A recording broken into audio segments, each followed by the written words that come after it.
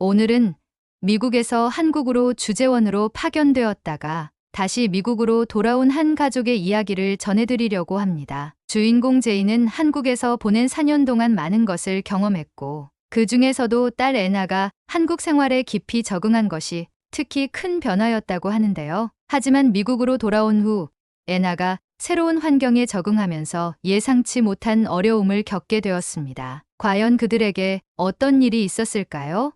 함께 들어보시죠. 저는 캘리포니아 출신의 제인입니다. 남편의 회사에서 한국으로 주재원 파견을 받으면서 우리 가족은 무려 4년간 한국에서 지냈어요. 처음에는 언어도 다르고 문화도 너무 달라서 적응하기 힘들었지만 어느새 한국의 생활 방식에 깊이 빠져들었죠. 도시는 깨끗했고 대중교통은 시간에 맞춰 딱딱 움직였으며 무엇보다 아이 교육 환경이 너무나도 마음에 들었어요. 특히 한국은 아이들의 안전이 철저히 보장되는 나라라는 점에서 정말 감동을 받았어요. 하지만 이제 우리는 다시 미국으로 돌아왔습니다. 고향으로 돌아오니 처음에는 기쁘기도 했어요. 익숙한 집, 익숙한 거리, 익숙한 이웃들. 하지만 그 익숙함이 차츰 저에게는 무겁게 다가오기 시작했습니다. 그리고 가장 큰 고민거리는 우리 딸 애나였어요. 애나는 한국에서 초등학교를 다니며 한국 친구들과 자연스럽게 어울렸어요. 비록 처음에는 한국어가 어려워서 힘들어했지만 시간이 지나면서 유창하게 말도 하고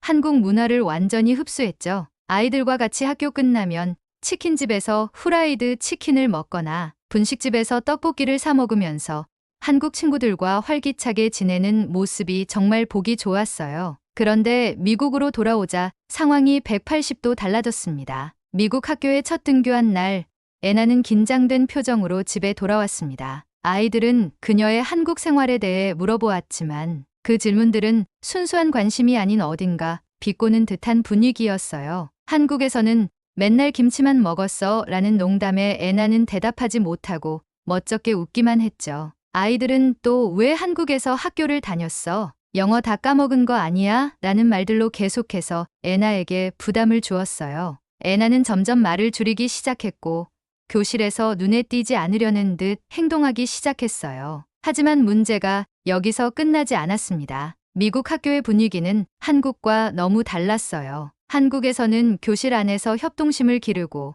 아이들끼리 서로 배려하는 분위기가 형성돼 있었지만 미국에서는 오히려 개성과 자기주장이 강하게 표현되어야만 했죠. 더군다나 무리지어 다니는 아이들 간의 서열 싸움도 심했어요. 애나는 미국 학교에서 자신이 튀지 않으려다 보니 점점 자신을 숨기기 시작했습니다. 그저 조용히 수업만 듣고 다른 아이들과의 접촉을 피하려고 하는 모습이 너무 안타까웠어요. 딸의 이런 모습을 보면서 제 마음속엔 큰 불안감이 자리 잡았습니다. 애나가 이대로 미국 학교에 적응하지 못하면 어떻게 하지?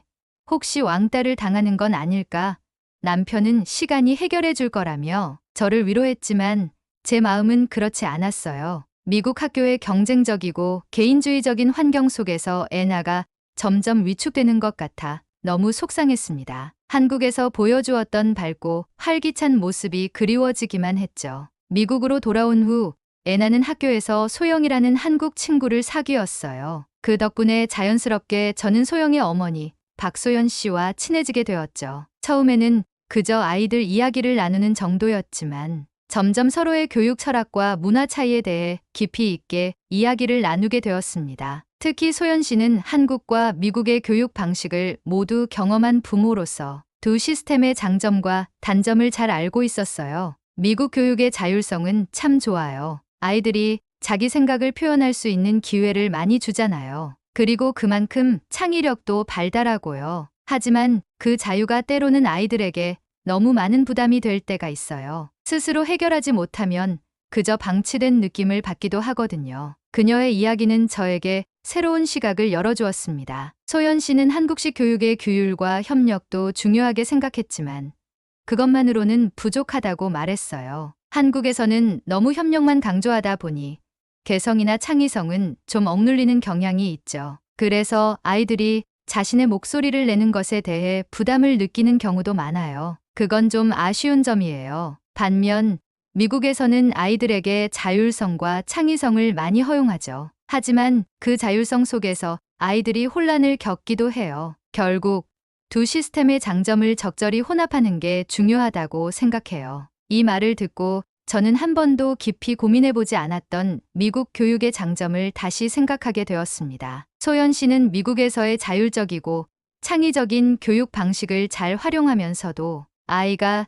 자기만의 질서를 유지하도록 돕는 방식을 실천하고 있었죠. 예를 들어 소영이가 공부할 때는 미국식으로 스스로 계획을 세우게 했지만 그 계획을 실행하는 과정에서는 한국식으로 꾸준히 규율을 지키며 노력하도록 도왔어요. 그 결과 소영이는 자유롭게 생각하는 동시에 책임감 있게 행동하는 법을 배웠죠. 규율 없이 자유만 주는 것은 마치 방향키 없는 배를 탄 것과 같아요. 소연 씨는 이렇게 말하며 교육에 있어 균형의 중요성을 강조했습니다. 아이들에게 선택의 자유를 주는 건 정말 중요해요. 그런데 그 자유 속에서 아이들이 스스로 책임을 지도록 돕는 건 부모의 역할이죠. 그냥 아이들 스스로 알아서 하라고 내버려 두는 게 아니라 필요할 때는 규율을 제시해 줘야 해요. 소연 씨의 철학은 단순히 말로만 끝나는 것이 아니었어요. 그녀는 이를 일상에서 실천하고 있었죠. 예를 들어 소영이가 새로운 프로젝트를 시작할 때는 먼저 자유롭게 아이디어를 구상하도록 하고 이후에는 그 아이디어를 현실적으로 구현하기 위한 단계들을 계획하게 했습니다. 그리고 그 계획을 차근차근 지켜보며 꾸준히 피드백을 주었죠. 이 과정에서 소영이는 스스로 사고하고 창의적으로 문제를 해결하는 법을 배웠습니다. 동시에 꾸준함과 책임감을 함께 익힐 수 있었어요. 이러한 교육 방식은 저에게 너무나 신선하게 다가왔습니다. 사실 저는 미국의 자율적인 분위기를 좋아했지만 애나가 그 속에서 오히려 방황하는 모습을 보면서 불안감을 느끼고 있었거든요. 자유롭게 선택하고 행동하는 것이 중요한 줄 알면서도 그 선택의 무게가 아이에게 너무 큰 부담이 되지 않을까 걱정되었어요. 그런데 소연 씨는 미국식 자유와 한국식 규율을 조화롭게 결합해 아이를 교육하고 있었고 그 결과는 매우 긍정적이었죠. 한 번은 소영이가 학교에서 진행하는 과학 프로젝트에서 난관에 부딪힌 적이 있었습니다. 다른 아이들은 이미 진도를 나갔는데 소영이는 아직 아이디어를 구체화하지 못하고 있었어요. 저는 이런 상황이라면 당황해서 어떻게든 서두르게 할 것 같았지만 소연 씨는 달랐습니다. 그녀는 아이가 직접 문제를 해결할 시간을 주면서도 일정한 규율을 통해 목표를 이룰 수 있도록 도와주었죠. 지금은 힘들 수 있지만 실패는 배움의 한 과정이에요. 내가 자유롭게 시도하고 그 속에서 문제를 해결하는 법을 배우는 거니까 걱정하지 않아도 돼. 소연 씨는 소영이에게 이렇게 말하며 격려했습니다. 그리고 동시에 하지만 내가 정한 일정은 지켜야 해. 그렇게 해야 내가 목표에 다가갈 수 있거든이라고 덧붙였죠. 저는 이런 소연 씨의 태도에서 많은 걸 배웠어요. 단순히 자유롭게 두는 것이 아니라 책임과 규율 속에서 자유를 주는 법을 깨닫게 된 것이죠. 이런 과정을 지켜보면서 저는 부모로서의 역할에 대해 깊이 고민하게 되었습니다. 단순히 규칙을 강요하는 것도 무작정 자유를 주는 것도 아닌 두 가지를 균형 있게 적용하는 소연 씨의 방식은 제가 한국과 미국에서 겪었던 교육 경험의 모순을 해결하는 실마리가 되어 주었어요. 그리고 저는 그녀를 통해 더 나은 방식으로 제 아이를 키우는 방법을 찾아가고 있었습니다. 애나는 학교에서 점점 더 외로움을 느끼고 있었습니다. 선생님과 친구들의 미묘한 태도와 시선은 애나를 더욱 고립시키고 있었죠. 그 중심에는 담임 선생님인 매튜스 씨가 있었습니다. 소영 또한 그 상황을 겪고 있었지만 더 이상 참을 수 없었습니다. 매튜스 선생님은 처음에는 농담처럼 가볍게 던진 말들이었지만 시간이 지날수록 그의 발언은 더 노골적이고 명확한 차별을 담기 시작했습니다. 한국 전쟁과 미국의 개입을 설명하는 수업 중에 그는 대놓고 말했다. 한국은 미국 덕분에 지금처럼 발전할 수 있었지. 미국이 없었으면 어떻게 됐을지 상상도 못할 거야. 너희들도 그걸 잘 알겠지. 그의 발언은 한국을 미국에 종속된 나라처럼 묘사했고 교실 안의 분위기는 그 말 한마디로 완전히 변해버렸습니다. 친구들은 소영과 애나를 다른 시선으로 보기 시작했습니다. 소영은 그날 수업이 끝난 후 매튜스 선생님이 자신을 따로 불렀을 때 더 이상 참을 수 없다는 걸 느꼈습니다. 소영, 미국에서 공부하는 건 내게 큰 기회야. 한국도 미국 덕분에 번영한 것처럼 여기서 잘 배우면 나중에 내 나라에서도 큰 기회를 잡을 수 있을 거야. 결국 미국이 이끄는 대로 따르는 게 최선의 선택이지. 이 말을 들은 소영은 화가 났지만 자리를 박차고 나가지 못했습니다. 그 대신 집에 돌아와 어머니 소연 씨에게 모든 것을 털어놓았습니다. 엄마, 선생님이 계속 한국이 미국 덕분에 발전했다고 말해요. 친구들도 이제 저를 피하고 제게서 멀어지고 있어요. 더 이상 참을 수 없어요. 이건 분명 차별이에요.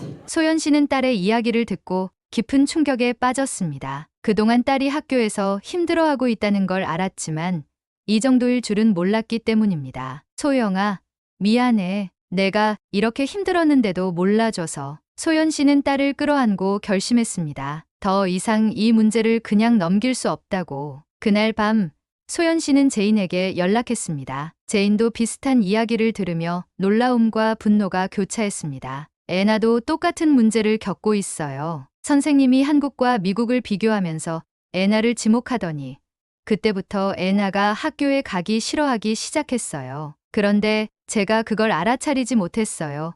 제인은 자신의 무심함을 자책했지만 이제는 문제를 해결하기 위해 나서기로 했습니다. 두 사람은 다음 날 학교로 가서 교장과 면담을 요청했습니다. 매튜스 선생님의 혐한적 발언과 그로 인한 아이들의 고통을 설명하며 교장에게 즉각적인 조치를 요구했습니다. 제인은 단호한 목소리로 말했습니다. 이건 교육이 아니라 차별입니다. 아이들에게 지속적으로 한국을 무시하는 발언을 하고 그로 인해 아이들이 친구들 사이에서 고립되고 있어요. 이건 학교 차원에서 바로잡아야 할 문제입니다. 교장은 그제야 문제의 심각성을 인지하는 듯 보였지만 한편으로는 이 사안을 조용히 해결하려는 의도를 드러냈습니다. 교장은 미소를 지으며 부드럽게 말했습니다. 우리는 선생님이 의도적으로 그런 말을 한 게 아니라고 생각합니다. 사실 역사적인 맥락을 설명하는 과정에서 나온 말일 수 있죠. 하지만 여러분의 아이들이 불편함을 느낀 건 이해합니다. 그래서 우리가 선생님과 대화를 나누고 앞으로 이런 일이 다시는 발생하지 않도록 할 겁니다. 소연 씨는 그 말을 듣고 순간적으로 화가 치밀었습니다. 교장이 상황을 축소하고 학교의 잘못을 인정하지 않으려는 듯한 태도를 보였기 때문입니다. 그저 선생님과 대화를 나누고 조용히 넘어가려는 시도는 문제를 해결하려는 진정성 없는 태도였습니다. 그렇게 간단한 문제가 아닙니다. 소연 씨는 차분하면서도 단호하게 말했습니다. 이건 단순한 실수가 아니에요. 우리 아이들이 명백한 차별을 받고 있는 겁니다. 단순한 대화로 넘어갈 문제가 아니라고요. 만약 학교가 적절한 조치를 취하지 않으면 우리는 이 문제를 교육청에 정식으로 제기할 겁니다. 교장은 순간 당황한 듯했지만 여전히 상황을 축소하려 했습니다. 물론 교육청에 문제를 제기하실 수도 있지만 내부적으로 해결하는 게 더 나을 수도 있습니다. 학교의 명예를 생각하면 우리는 선생님과 잘 조정해서 이런 일이 재발하지 않도록 할 겁니다. 하지만 소연 씨는 더 이상 물러서지 않았습니다. 내부적으로 해결하는 게 나을지 모르겠지만 우리 아이들에게는 더 이상 시간 낭비할 여유가 없습니다. 교육청에 정식으로 문제를 제기할 겁니다. 그리고 만약 제대로 된 조치가 취해지지 않으면 우리는 지역 사회와 미디어에도 이 문제를 알릴 겁니다. 이건 단순한 교사의 실수가 아니라 아이들의 권리를 침해하는 심각한 문제니까요. 결국 소연 씨는 제인과 함께 교육청에 공식적인 민원을 제기했습니다. 매튜스 선생님의 혐한적 발언과 학교 측의 미온적인 대처에 대해 강력하게 항의했습니다. 이건 단순한 학급 내 갈등이 아닙니다. 우리 아이들이 차별을 받고 친구들로부터 고립되고 있습니다. 학교 측이 이를 방치하고 있는 상황에서 교육청이 직접 나서서 이 문제를 조사해 주셔야 합니다. 소연 씨는 단호하게 말했다. 제인도 이 말에 힘을 보탰습니다. 우리 아이들은 이 발언들로 인해 친구들 사이에서도 배척당하고 있습니다. 그저 대화로 해결될 문제가 아닙니다. 학교가 책임을 회피하려는 모습을 보면 교육청 차원에서 반드시 이 문제를 다뤄야 한다고 생각합니다. 교육청은 이 문제를 심각하게 받아들였습니다. 조사관들이 즉각 학교에 파견되었고 매튜스 선생님의 수업과 발언 내용에 대한 철저한 조사가 이루어졌습니다. 그 결과 매튜스 선생님이 한국을 깎아내리고 미국을 우월하게 묘사한 발언들이 반복되어 왔다는 사실이 드러났습니다. 또한 그 발언들이 교실 내에서 소영과 애나를 향한 차별적인 분위기를 형성하는데 큰 영향을 미쳤다는 것이 확인되었습니다. 학교는 더 이상 이 문제를 덮을 수 없게 되었습니다. 교육청의 압박 아래 학교는 매튜스 선생님을 즉시 수업에서 배제하고 학교 전반에 걸친 다문화 교육과 차별 방지 프로그램을 강화해야만 했습니다. 또한 소영과 애나가 입은 정신적 피해에 대한 배상과 치료를 위한 조치도 교육청의 지시로 시행되었습니다. 더불어 학교는 지역 사회의 비난을 피하기 위해 미디어와의 인터뷰에서 사과 성명을 발표해야 했습니다. 교육청의 철저한 조사와 조치로 매튜스 선생님은 수업에서 배제되었고 학교는 공식적으로 사과했습니다. 또한 학교는 교육청의 요구에 따라 다문화 교육과 차별 방지 교육 프로그램을 강화하겠다고 약속했습니다. 하지만 소연 씨는 단순히 학교의 사과와 약속에 만족하지 않았습니다. 그녀는 이번 사건을 통해 학교와 교육 시스템의 문제를 더 뿌리 깊이 개선해야 한다는 생각을 했습니다. 제인 또한 소연 씨와 함께 싸워왔지만 이번 사건을 통해 스스로도 큰 교훈을 얻었습니다. 제인은 원래부터 미국 교육 시스템의 자율성과 개방성을 믿었고 애나가 스스로 문제를 해결할 것이라 생각했습니다. 그러나 소연 씨가 보여준 강한 추진력과 과감함은 제인에게 새로운 시각을 열어주었습니다. 제인은 이 사건을 계기로 소연 씨에게 큰 영감을 받았고 부모로서 더 강하게 나서야 할 때가 있다는 사실을 깨달았습니다. 사건이 일어난 후 소연 씨는 학교에 대한 문제 제기에서 멈추지 않고 그 이상을 바라보았습니다. 그녀는 다른 학부모들과도 연대하여 교육청과 지역사회 전체에 차별 없는 환경을 만들기 위해 지속적으로 목소리를 내기로 결심했습니다. 소연 씨의 추진력과 과감한 행동은 그저 한 사건을 해결하는 것에 그치지 않았습니다. 그녀는 부모의 역할이 단순히 아이들의 학교 생활을 지켜보는 것 이상이라는 것을 깨달았고 적극적으로 아이들의 교육 환경을 개선하는 데 앞장서기로 했습니다. 제인은 그 과정을 지켜보며 소연 씨의 용기와 결단력에 깊은 감명을 받았습니다. 처음에는 학교 측과의 대화를 통해 문제를 해결하려고 했지만 소연 씨는 학교가 책임을 축소하려 할 때마다 단호하게 나서서 문제를 더욱 크게 공론화했습니다. 제인은 소연 씨의 행동에서 새로운 것을 배웠습니다. 단순히 대화를 나누고 합의점을 찾는 것이 언제나 정답은 아니구나. 때로는 과감하게 목소리를 내고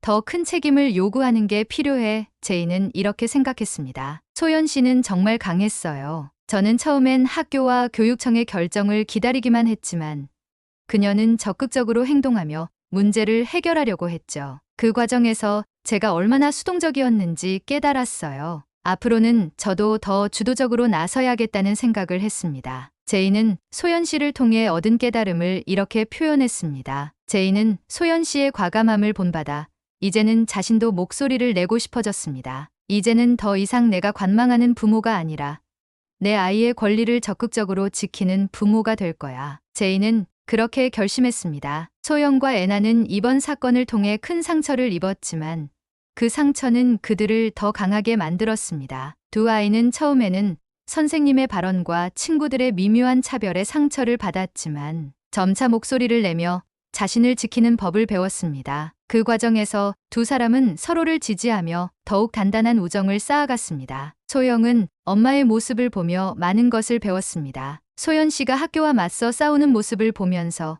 소영은 더 이상 자신을 억누르지 않겠다고 다짐했습니다. 엄마가 나를 위해 이렇게 강하게 나서준 것처럼 나도 내가 느끼는 불공평함과 부당함에 맞서 싸울 거야. 소영은 그렇게 결심했습니다. 그녀는 이번 사건이 단지 한 명의 교사 문제로 끝나는 것이 아니라 앞으로 자신이 마주할 수많은 도전의 시작임을 깨달았습니다. 애나 또한 이번 경험을 통해 자신감을 되찾았습니다. 처음에는 친구들의 시선이 두려웠고 선생님의 발언이 너무나 큰 상처로 다가왔지만 소연 씨와 제인이 문제를 해결하기 위해 적극적으로 싸우는 모습을 보면서 애나도 힘을 얻었습니다. 우리 둘 다 이겨냈어. 이제 더 강해졌어. 앞으로 누가 우리를 무시하려고 해도 가만히 있지 않을 거야. 애나는 소영에게 이렇게 말하며 이번 경험이 자신을 얼마나 성장시켰는지 깨달았습니다. 두 아이는 이 사건을 통해 더 단단해졌습니다. 학교에서의 어려움이 있었지만